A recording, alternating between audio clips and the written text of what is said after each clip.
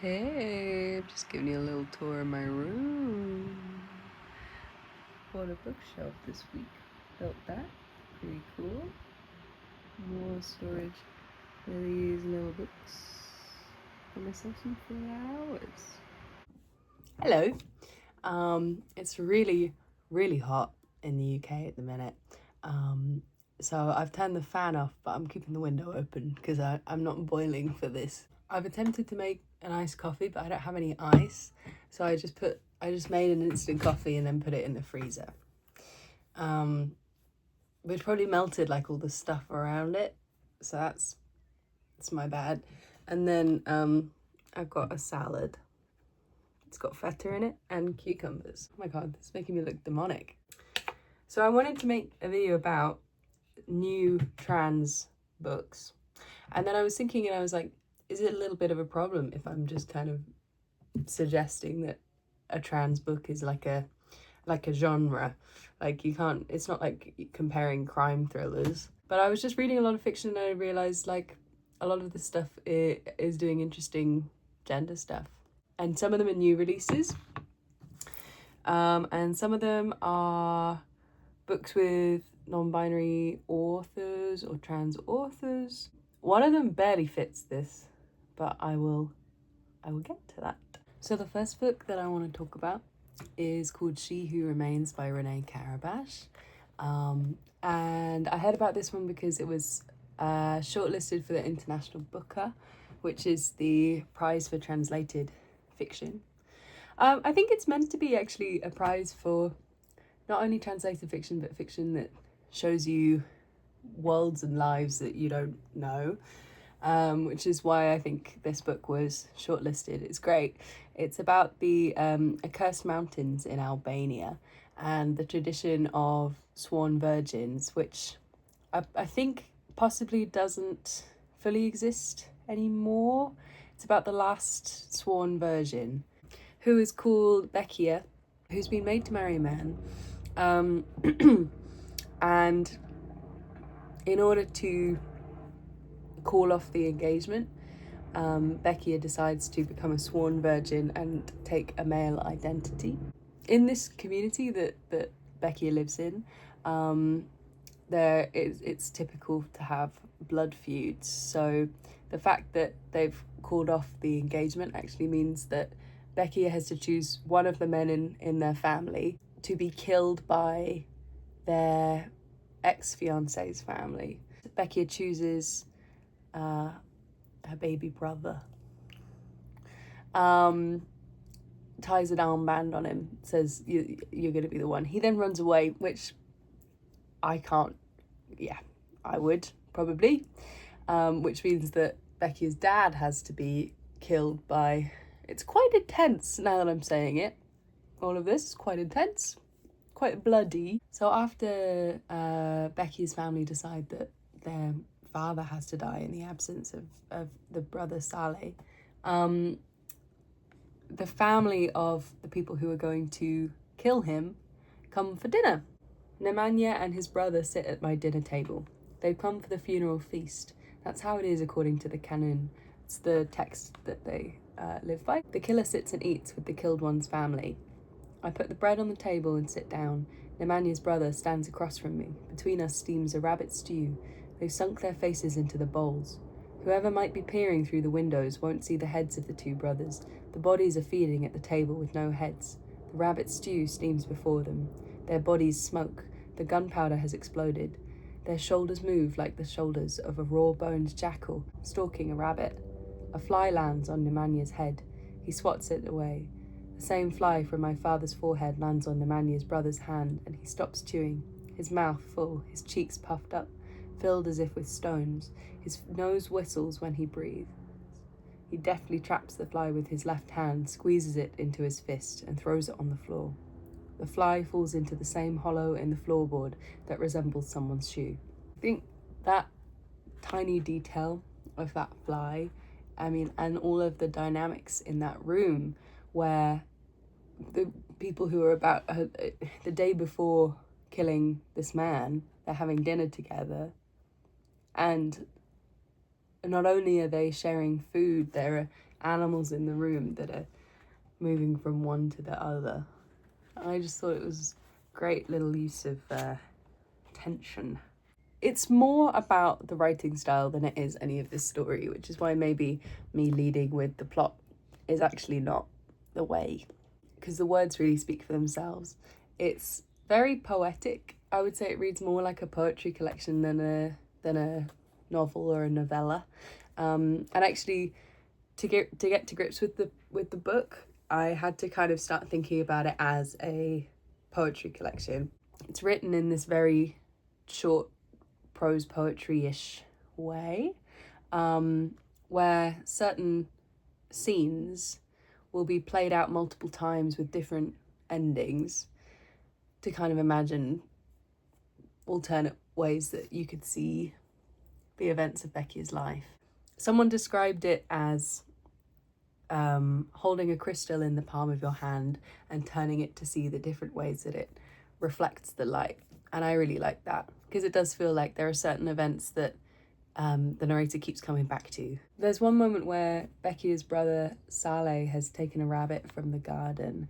There's 3 different ways that it plays out. The act of the boy killing an animal is very much something that Becky's father has been waiting for, to kind of prove his son's masculinity. Saleh is quite a sweet boy. Awful description. Saleh is a sweet boy. Saleh is quite a gentle soul, and Becky really has absorbed a lot of the more masculine characteristics. It's kind of written like this, so it's quite simple, mesmeric, meditative, repetitive prose. I kneel and put it back on the ground. I stand back up. In comes my father, my brother, the rabbit, the stove. Who killed it? Saleh killed it. The lie is a worm. That's one of the lines that gets repeated throughout. The lie is a worm. I kneel, I take the dead rabbit, I hand it to my father. Saleh killed it, Saleh killed it. He suffocated it. Then he kicked it into the stove. He was so rough with it. He said rabbits aren't free when they're among people, and they have to be killed and eaten. Marash, that's the dad, begins to weep from joy, grabs Saleh by the face, kisses him hard on the mouth, and lifts him over his shoulders. My mother pins a sprig of wild geranium behind my brother's ear. Marash stands up. My mother is crying and caressing my brother's legs. My father takes off barefoot down the black dirt road of the village, carrying Saleh on his shoulders. My Saleh killed the rabbit. My young Saleh is a real man. Daddy's boy killed it with his own bare hands, kicked it right here with his foot, kiss his feet. Everyone in the village is like, whoa, this kid could kill a tiny rabbit. This is huge. And then next paragraph. You piece of shit. My father grabs his belt. I'll show you how you kill a small defenseless animal. No dinner for you tonight. Go to your room. So it kind of just flips between perspectives. You're like, what is real? And you kind of slowly work out the bits that are real and the bits that aren't. But the root of all of this checking the crystal for the different patterns of the light is really Becky trying to work out their role as someone who was born a girl to a family who wanted a boy. And it's playing out the different gendered reactions of their family and the people around them, but depending on the different constraints of their gender, is my theory. There's one really significant one, which is kind of set up as a traumatic event in the first half, and which is kind of a false memory. The second half remembers, reimagines it, and it changes the whole course of the story. It's very clear that despite becoming a sworn virgin for kind of practical reasons to avoid this engagement that Becky doesn't want, it's very clear that they choose to become Matia, which is their masculine name. They choose it because it's the name that their father would have called them if they were a boy. And when they were in the womb, their father would talk about them being a boy, and really it seems to suggest that kind of like filtered through to the baby. So it's a very interesting exploration of like the expectations in this very strict culture, and the ways that can be internalized, but then also gender exploration, just because that's how the character chooses to be. They want to live as Mattia. I read it in probably one sitting, and it made me really, really cry. I thought it was beautiful. It's had some mixed opinions, but I just thought it was so, so gorgeous. Something really effective about this, and especially given the Booker being a prize that intends you to kind of open your mind to worlds you don't necessarily feel familiar with, is the fact that it is a modern book in a modern setting. You know, it's set, I think, 2018, I want to say it's set in. It's the mixture of, you know, modern technology and really ancient customs that just feel like surreal almost. Thought that line, a sack of grain for each ox, they've got a television like us, was really good. It's like getting like grain and ox in return for your daughter feels like another world. But then and the fact that they've got a television in the next sentence, it's just like, wow. So I think I would recommend it. It's quite intense. Definitely some trigger warnings for like assault and death and stuff like that. But I thought it was beautiful. There's a beautiful queer romance, really interesting discussions of transition, a very quick read, beautifully crafted. I just love that idea of that crystal turning in the sunlight. Now I want to talk to you about one that I didn't like. I just want to say that if people did love this book, then that's okay, and I'm not judging them. It just wasn't for me, and that is Having Spent Life Seeking by Tempest. This is a proof, so it'll look a bit different. And I actually started reading this one like 6 months ago because I was like, oh my god, new Tempest novel. They haven't written a novel in a long time. They've been doing a lot of music stuff. Is he a he or they? Tempest, pronouns. He. Huge. Oh my god. So I was talking about how I didn't really like this book, and then someone in the bookshop was like, yeah, that was a bit of a crazy review. I'm reading it now. So The Guardian writes, Having Spent Life Seeking is Tempest's second novel, arriving a decade after his first and following a period of considerable personal change, including gender transition. Perhaps inevitably, it is a book full of struggle and soul-searching. It is also painfully earnest, an enervating read with an exhausting intensity that neither relents nor resolves. Honestly, such a good way of describing it. That is from Shahida Bari.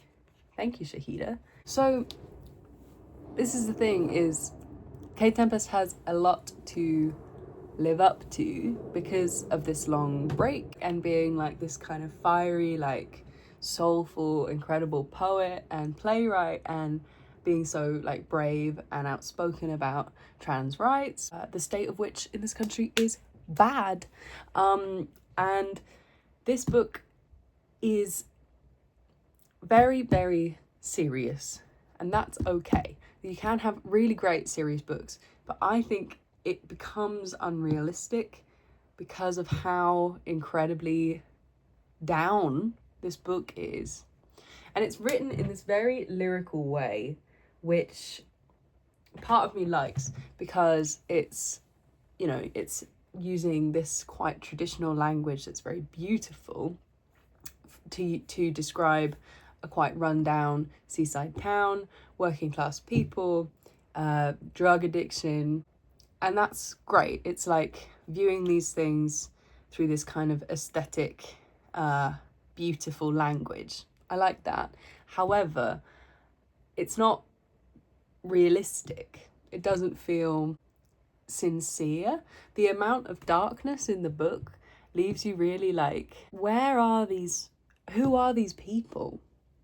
Because I understand that he's trying to create a realistic and loving depiction of these struggling people, but it doesn't make you like them because there's no positivity ever. Like, there's no kind of light relief. It's just like heartbreak after struggle. It's about a ex-convict coming out of prison. There's a part that I really liked where actually this person, Rothko, who's non-binary, is wandering around this town, and like there's been all this change. COVID has happened, growth of like iPhones and technology, wearable technology has all happened while they were in prison. They go to a shop and they don't know how to use a self-service checkout. Thought that was cool. And there's also part of me that's just like, I love having a non-binary protagonist, because I think it's so important that people understand they can read and not get confused by the constant theys, because actually it's completely linguistically correct. And it does explore gender well. You know, this person wants to build themselves up and maybe start testosterone. They are a painter and decorator and are kind of constantly confronted with the past that led them into jail. It's quite simply structured. We see them get out of jail. I shouldn't be saying jail, should I? It's because I've been watching Orange is the New Black. They get out of prison and they go back. They're living with people near a caravan park. Like the other characters there, that's fun. However, we do get these little smatterings of their experiences. There's like a lesbian couple, and it's just kind of, it's written in this like sighing, like it feels like every couple of words you're like that he's been writing it like you know what I mean? Like, Diane got out of her addictions and now she's sleeping with this girl in this caravan, and like, pass the crisps, and like, let's get drunk and let's have like lesbian sex, and talk about how we could have been dancers. It's kind of like that. It's a little bit, and I don't want to call it this, but I'm going to, feels a little bit trauma porn-ish. A little bit. Like, I know that's not what he wanted from this book at all, obviously, but it is a bit like we're just sat here and we're looking at these people who are struggling, and it does make you feel a bit shit as the reader. But I'm probably I am probably the audience for this book, you know? Non-binary, trying to be more woke in my reads. And so if it's not working for me, it's definitely not going to work for The Guardian, you know what I mean? It just didn't have like fire behind it is my problem, which is not what I expect from Tempest. I'm normally like, what a cool voice and innovator. It didn't feel like they were writing it with any excitement. And I love when you read a book and you're like, this writer just needed to get it all out and just like say this stuff. But this doesn't feel like that. It just feels like someone like is how it feels for me. I kind of so I have to admit, I stopped reading it like halfway through. I picked it up 6 months ago. I was like, well, I'll finish it later. Tried to finish it now that it's out. I didn't get that much further. I got to the part where Rothko is doing a little flashback of their childhood, and they're selling drugs and having like a teenage affair and trying to rescue their mother constantly from her crack addiction. It's so like unbelievably heavy, because it's like, oh, it's my 15th birthday. Mum said she'd take me for a burger. I got home, she wasn't there. I went to find her, she was in the pub. The landlady said, don't go out there, like, I'll go get her. But I went out there anyway, and there she was, sat crying by the bins, talking about my dad. We go home, she puts a record on. She's like, dance with me, and she keeps taking breaks to go outside and coming back. A little bit less there. So sad, and it's probably very real. But I think you can write about those things in a way that is more engaging and more I think you could be more fired up about it. Like, you can have more shit going on, which is what leads me to talk about Chelsea Girls, which really shouldn't be in this list because Eileen Myles was not out non-binary at the time, and I think probably didn't even really know what non-binary was at the time that they wrote this. But I read it recently and I want to talk about it. Now, having spent life seeking does not have the sense of like fire behind it, of a writer is here to talk to you and they have to get it all out. But this has the most of that I've really ever read in any book, to the point where it's like the way that they write, the sentences just seem to like shorten themselves, because Eileen Myles has like so many ideas to get to that like you're just rushing through it.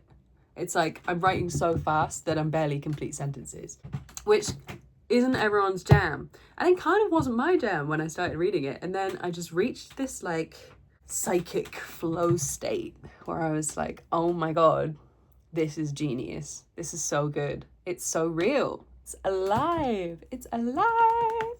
I can't believe I hadn't read it before. There's definitely some... Actually, I don't want to force anything in there. I don't want to force like a trans reading on this book. Even though I think you probably could. Like, there's definitely a lot of frustration with like girlhood, but there's this overlap between that being a gender thing and that being a dykey thing. Often they can be the same. It is very much like Eileen as a character in this, because it's like, it's auto-fiction. What did I read recently that was like, in the introduction to Oranges Are Not the Only Fruit, Jeanette Winterson is like, hey guys, why can Philip Roth and other people write characters that have their names and their identities, and it's called like metafiction, and it's understood that that character is not the writer, and then, you know, female authors write autofiction and everyone calls it a memoir. I feel like this is an important one for that, because this is memoir, and it's also completely not memoir. It's not metafiction, it's autofiction. But Eileen as a character in this, I'm sure, is completely separate to Eileen as a character in the world. Eileen as a character in this is not necessarily likable. In fact, I would call them quite annoying. There's a scene where Eileen gets pulled into a police van, and they've had some fun. They're drunk, they're kicking police officers, they're just screaming and shouting and jumping and kicking. And to the police, they're like, no, I'm a poet. And the police aren't understanding that I have the most important job because I'm a poet. And then they start going, oh, you're a poet? Read us a poem. And then they do, and they read a poem that's like, love is like the deepest thing. You are me and I am you. And Eileen's girlfriend is there like, fucking shut up. And you are like, for fuck's sake, like, did you do that, Eileen? Did you actually do that? If you did, then that's crazy. Just like shouting poetry at police officers while they're trying to arrest you, as if that's, yeah. I mean, I kind of love it, actually. Haven't said that out loud. This was great. I did take a second to get into it because of the writing style. It's very snappy. Let me find you a part to really illustrate that. We're sitting in the sun, drinking our water. I'm smoking. Mashad's talking about really quitting today. I should too, I proffer, since I have no idea where the next pack is coming from. But I love to smoke. She'll probably quit, at least for a while. Yul hasn't called yet. Mashad's gonna do it today, since I'm gushing blood and I want to stay home and be cozy and warm. If Yul hasn't called by now, it's 2:45. So we lose $15. Start planning the other afternoon. She goes to the refrigerator and pulls out a couple of beers. A 6 wound up left from our last night. Our future. The phone rings. Machad's chugging her beer. I'm gonna be late. Do you think I should have another beer? Maybe she should bring a couple. You'll would like one. Would that be cool? No, don't do it. So I go to get one right now. There. Pop. That's all times falling into each other. Machad's still putting on her brown leather gloves. I mean Chris. She's looking English, French, American lesbian, not dyke. There's a difference, at least right now. I'm looking at her standing there, looking at her in her orange construction boots and everything else dark. I'm really adoring her as she's leaving, and by the second she's getting more and more beautiful. Look at her eyes all green and golden brown and gigantic, and these unreal lashes. Two are caught between her nose, and her eyes are just sitting there. And you know how people who really love you or who you irritate are always coming over and picking something off you? Well, I can't even tell her I like those two lashes just where they are. Her entirety goes out the door. Eileen's entirety is lying on the couch watching TV, waiting for them to turn us off. It's basically Eileen Myles running around New York, drunk, with no money, and it's great. It's little portraits of people. There's an incredible section with their dad and their dad's alcoholism, and that is how you write addiction. It's gut-wrenching, and it's so good because there's moments of lightness and moments of like fun, of like, this guy is a fun and odd and complex real man, and it's written with love and anger about their father's alcoholism, and it's like grief hits you as like it does in life, because you know the entirety of this character. You don't just know their addictions, and you feel frustrated because you've seen this lighter side to them that you don't get in having spent life seeking. I should probably give a shout out here because it's really been informing my reading stuff, that recently Michelle T of Valencia and other fantastic books came into the bookshop and did a talk nearby, and Eileen Myles is one of Michelle T's kind of like big inspirations. She was saying that she really writes for them to read as like her ideal reader, and she had this incredible discussion where she talked about ambivalent writing that like doesn't care what the reader thinks of you as a writer, where a lot of writers are setting themselves up within the words to show their like skill, their technical like prowess, their sophisticated language, all those things. And Michelle T was basically just being like, autofiction writers, really good autofiction writers, they just leave it all there. It's just like, there it is, you know, I don't care how this makes me look, because they're writing about their lives. Like, you have to be honest for it to be good. I sat in a hammock. It was the 1st of May. I was in the woods in London, in those famous London woods, and read all of Chelsea Girls pretty much in one sitting, and I was like, fuck yeah, this is how you write. It takes the pressure off, you know what I mean? It's just like, you can just write.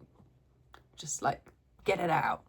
Next book I want to talk to you about is another one with non-binary author. This one is more of like a figuring out your gender and your identity kind of book. It's also a memoir, and that is Hijab Butch Blues. And this, of all these books, apart from maybe Chelsea Girls, it's probably my favourite. It is a memoir of Lamya H, which is a pen name. The author's identity is secret. I don't think their family know. They use she, they pronouns, Lamya does. So it's a story of her moving from she just calls it a rich Arab country, where she had her education and felt the first kind of inklings of being different and being queer in a country where she just simply did not see any form of representation. And Lamya finds representation in a very surprising place, which is in Quran class, while reading a passage from the Quran about Maryam. Maryam is a figure in the Quran who is told, you might know the story as similar to Mary and Gabriel coming down and being like, hey, here's a baby. But in that moment of revelation in the Quran, Maryam says, basically, get away from me, I'm just living my life in this monastery. Maryam's never been with a man, and the second she sees this well-proportioned, handsome angel, her first response is to go, get the hell away from me, I'm just here in my convent on my own and I'm all right with that, basically. Then obviously, yada yada yada, baby. But in Quran class, Lamya reads this and is like, oh my god, Maryam is like me, the first ever person that they've seen reject all of the interest in a man. They take a while to have their first like crushes on girls and stuff, but sometimes you can feel that difference before you have those signs, and I think that's what's interesting about this one. They talk about jinn stories, which are like kind of ghost stories that her family will tell each other about these invisible demons that can take any form, which are the jinn.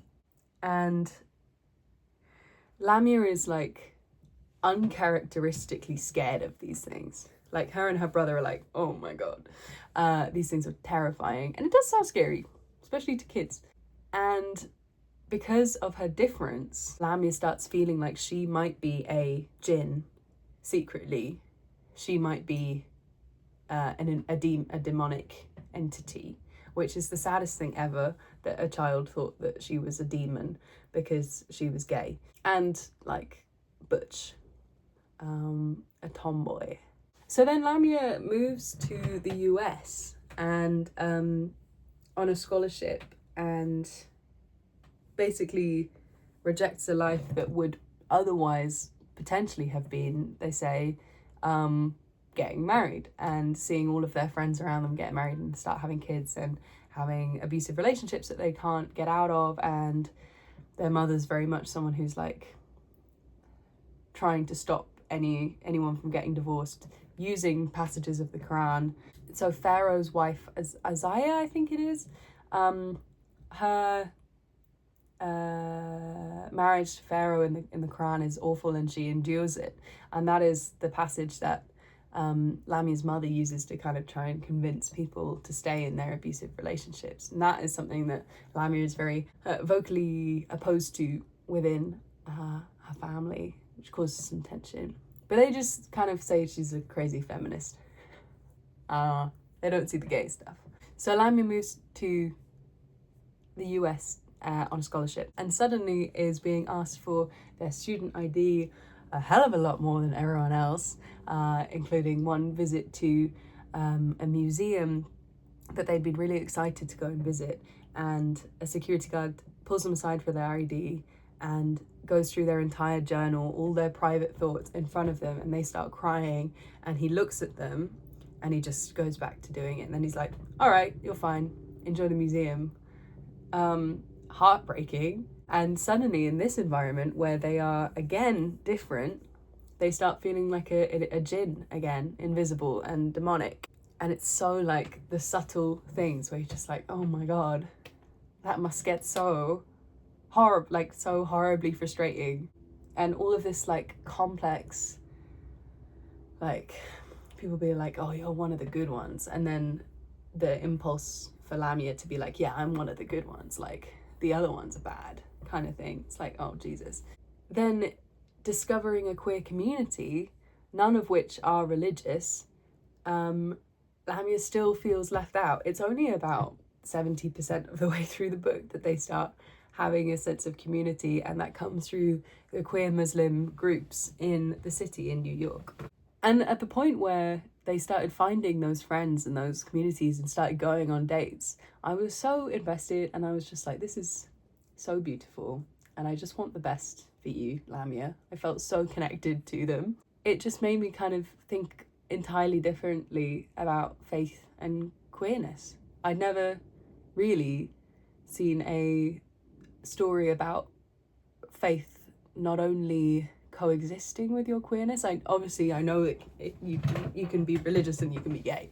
I hadn't seen a story before that suggested that actually those things do work together, and that your faith could really strengthen your queer identity, and that your queer identity can support your faith. There are all these passages where they reimagine the Quran, and they, for example, will describe the Prophet Muhammad, but they'll write it out as like, you do that, you try to convince your followers this, and then this happens, and how does it feel for you when you do this? And it's like putting yourself in these stories just feels so, I just felt so connected to it. I was like, this is gorgeous. And the kind of messages from those stories became so much stronger, especially when you humanize them and you recognize their difference as characters and their queerness is where they were. And I thought it was so beautiful. Lamya writes about bringing her girlfriend to meet her family, the family that she has in the US. She says, and also, whereas my family across the ocean doesn't speak of gayness at all, my family in this country uses words like unnatural and mental health issues to talk about queerness, and once even floated the idea that gay people might be possessed by jinn. It's cultural, my uncle argued one evening when I visited for the holidays in my first year in this country. There are no gay people where we're from. There are only gay people in this country where people don't have the same family values. It's completely outside the realm of their imagination that people could be both gay and Muslim, could find freedom and power and solace in both queerness and faith. It's completely outside the realm of their imagination that it feels natural for me to love both God and this woman I'm bringing to meet them. It's that thing of like, they just simply, it's like completely beyond the realm of imagination. And for so many people around them, like, react to them being Muslim as like, how? Like, how is that possible? And this book shows so many ways that is not only possible, but in many ways it's just reading the right parts of the Quran. Oh, sorry, something fell out of my book. Look, while I was reading it, someone came up to me and was like, are you religious? But then part of me, so this lady came up while I was reading the book in the park, and she was like, I was like, thank you. She was like, are you Christian? And I laughed at her. I shouldn't have. I didn't laugh at her. I was like, no. And then I felt a bit like, why did I just assume that like there was no way I'd like that she would have thought that I would have been? You know what I mean? It's like, why? Because I'm a Butch les-ish. Am I? Just saying that out loud, I'm like, am I? It's just funny to me that she would even consider that could be possible. But here I was reading this book like, yeah, I guess I didn't even consider it was possible. So it's Lamya reading the Quran in a way that is like logical and real and real queer interpretations. So there's this lovely connection that they have to God as like a non-binary figure. People use the pronoun he for God, but she says the last part of Allah is a kind of feminine ending, and as a kid, Lamya asks her like mentor, is God a man? And the mentor says, no, just language says that God's not a man. And then Lamya says, so God's a woman. And the mentor is like, no, God is God, you know. God has lots of names in a very queer way. God has many, many different names and identities. And later on, Lamya goes to a Quran reading group, and someone there is using the pronoun she, and for God. And Lamya gets angry because why can't Allah be a they? You know, if you're going to do it, why would you continue to have a binary gender applied to God, this figure that obviously can't have a gender? So Lamya says, maybe it's dramatic to feel this way, but it feels as if the idea of transness itself has been erased from the space. I'm judged by how personally I'm taking this. It's not that they're erasing me from the space, but it feels that way. I ask myself, for the 3,000th time what the fuck I'm doing here with these women on this swanky rooftop in this halakha. That's the last time I go to the study circle. I don't find my people, my Muslim community, at that halakha. I think that's how I say it. But I learned something else. How important it is for me to use the pronoun they for God. My God, who I refuse to define as a man or a woman. My God who transcends gender. I learned that I can remove myself from situations when people aren't interested in this conception of God as genderqueer, of God as non-binary, of God as trans. And I learned that I want to explore these gender expansive concepts for my own sense of self too. And then they go on to do some sort of like close reading of the Quran. In the beginning, God created a person made out of clay, not just any clay, black clay. In the beginning, God created a person, a black person, lovingly proportioned and shaped. God named this person Adam, and then God breathed into Adam a soul, made from this soul her mate, from Adam, this first soul, her mate. And God created too this language to teach us, this Arabic, this language of the Quran, in which all words are supposedly gendered. Adam, a name, a masculine word. Soul, a feminine word.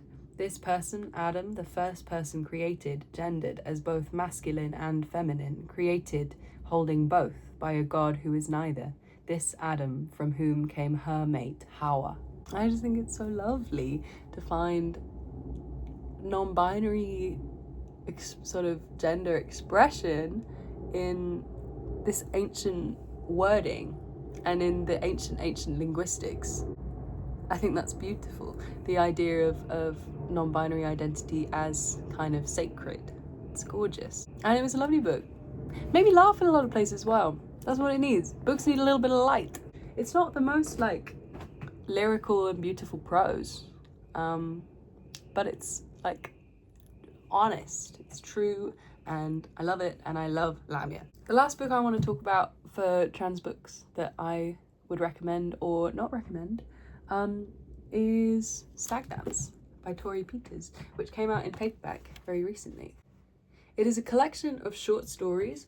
Some of them were written before Detransition Baby, some of them were written a bit after, some of them like really, really early on. It's 4 stories and they are incredibly, incredibly different because they are genre experiments. They're Torrey trying to find her voice. And all of them are fantastic at exploring really complex aspects of trans identity in contexts kind of removed from, I don't want to say reality, but removed from like greater society. So all of the settings are in some way kind of removed. So we've got like an elite boarding school, all boy boarding school. We've got a lumberjack commune in the woods, and then a T for T post-apocalyptic trans commune, and trans convention, like party weekend kind of thing. So they're all different types of genre. I'd recommend if you just want to have like fun and see someone really test the limits of a genre, definitely recommend. You like short stories, there's enough in each of them to get stuck into and feel invested, you know. That's the problem with short stories. Sometimes you can be a bit like, has there been enough character growth to justify me reading this and getting invested, you know what I mean? So going back to that thing of like knowing that an author is having fun, this is definitely a book where Torrey is having a blast, because it's experimental and it's wacky and it's kind of fun and sexy, and all of the characters are really fantastically developed. There's one in the boarding school type short story which is called The Chaser, I think, which is about a very repressed guy at this boarding school, quite a macho guy, getting into a relationship with his roommate, who is probably a trans girl, but hasn't figured that out yet, called Robbie. And this main character, who is the only one in the whole short story collection where the main character isn't trans, is fantastically like troubled and does shit things in this repressed kind of state with these feelings for Robbie that he doesn't really know what to do with. He lashes out in a way that I think is very realistic, and actually you're like upset that he's reacting in this way. He gets himself in some real shit because he gets all violent, and he's coming across like he's really homophobic towards Robbie, when actually he is just threatened by the fact that Robbie is more comfortable in his sexuality than he is. And he's attracted to him, like he can't do anything about it. He just is attracted to Robbie and he's annoyed about it. That's a really interesting character to occupy the headspace of. Like, you could have set that short story around Robbie, who's a kid discovering potentially gender differences, exploration, and then getting bullied by the guy that they've been sleeping with. That would be really interesting. What's more interesting here is almost not someone figuring out their gender, but someone reacting to that figuring out in a very defensive, threatened way. I hadn't read that really before. Whereas you read stories that are people figuring themselves out at a young age, that's quite a conventional trans narrative. And that's what these short stories are so good at, is like getting at the complexities, the reactions, the bitterness, and playing them out in settings that feel removed enough that you don't feel like concerned. There's a lot of horrible shit happening, especially in the UK and America. It makes me really sad.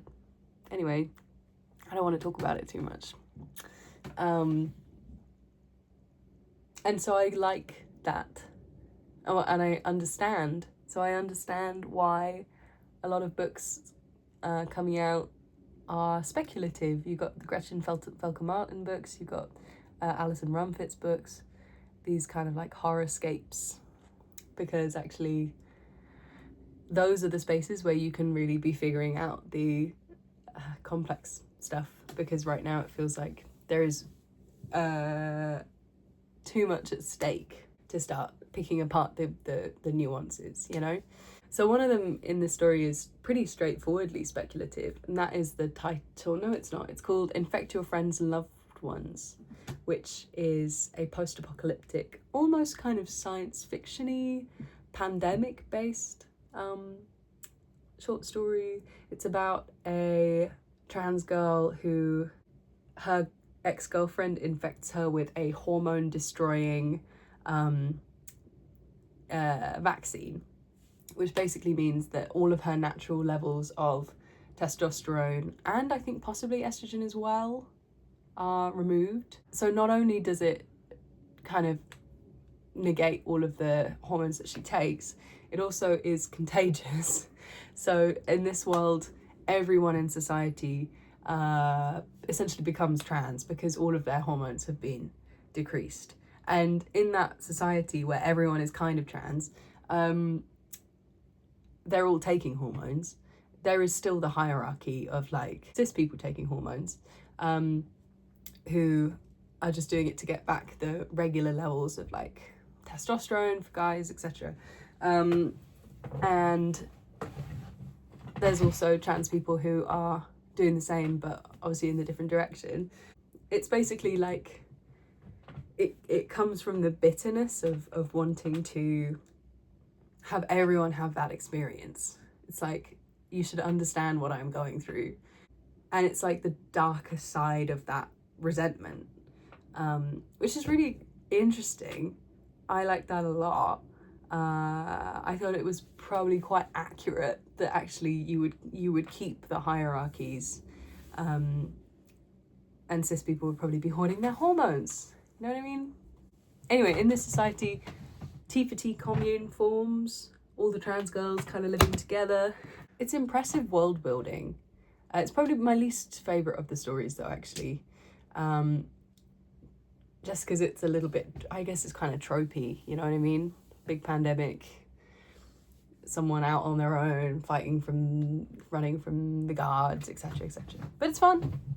And the title story is Stag Dance. So it's about these lumberjacks in the woods who, to kind of keep the morale up, put on a dance where some of them have to wear little triangles on their trousers. Scooches are the ladies that the stags have to ask to the dance. So it's an all-male commune of all-male camp of lumberjacks, all quite burly men, suddenly kind of courting each other. And our main character is he's called the Babe Bunyan, who is a big beefy guy, and apparently he's got a really ugly face. But he's excited by the idea of being a scooch and being courted as a lady. And he kind of teams up with the most feminine member of the camp, Leeson. And together they kind of become sisterly. It's got a lot of quite goofy lumberjack dialogue. It's a lot of my wobbly, it's quite great American novel, southerny drawl. Leeson, that little slut, was laughing and teasing, kicking like a minx, and even the dance of Johnny Jobs couldn't compete with his slim flying figure. So the man looked away from Johnny, and Johnny felt the attention go, and then he too slowed his presto feet and craned his neck to contemplate the flying strumpet. It's written like that, and I like it. I heard some people saying that they couldn't get behind the writing style for that story, but I thought it was really impressive. A lot of linguistic world building, you know what I mean? I don't know if flambeau lightning and cougar milk are words for booze in lumberjack communities. I wouldn't know, but it felt like a lot of thought had gone into the terminology they use out in the woods, and the way they talk to each other and their nicknames for each other, which just made me laugh. The last story was probably my least favorite. It was kind of like a horror attempt. It's about a trans convention, fun weekend in Las Vegas kind of thing. It's called The Masker, and in it we have basically 3 characters. One trans woman who does posts online, kind of a sex worker, and one very traditional older trans woman who she meets at this convention, who's very we're gonna get you the surgeries, you're gonna be a beautiful girl, we're gonna do your hair, don't look at that guy. And that guy that they're pointing to is the masker, who's wearing a full silicone little cheerleader outfit, and it is spooky. It's a bit uncanny. If it was a film, I would be bricking it. It's the two sides of a spectrum of transness. The masker is a cis man most of the time, and then he goes to things and he puts on the mask and the silicone suit, and he's like, this is what I do now. And Abigail, I think her name is, the older trans woman, is obviously living that all the time and really happy and comfortable in her body, and sees it as a beautiful thing, whereas the masker is this is a sexual thing. And it's two sides, and basically these two people are pulling the main character between them, trying to be this is fun, I'm doing the fun, crazy, sexy stuff, or this is serious and you're gonna have to come out to your mom, and that dynamic again is one that I haven't seen explored much, especially not in a horror setting. So that's what I mean about pushing the boundaries of what you're happy to talk about in a trans novel. I think this is a really good one for that. Asking questions that are a little bit controversial and a little bit uncomfortable, and getting you to empathize with people who are figuring it out and don't totally feel secure yet. So I feel like I just had a brain dump. I really feel like if this was a conversation, this would be really toxic, you know what I mean? I'm just talking at you like Eileen Myles. So, I hope you found it interesting. I think if you should read any of these books, you should read Chelsea Girls. You should read Hijab, Butch, Blues. You should read... Yeah, read those two. Maybe read this one if you want something to chew on and read kind of quickly. But it is intense. I would not recommend this book.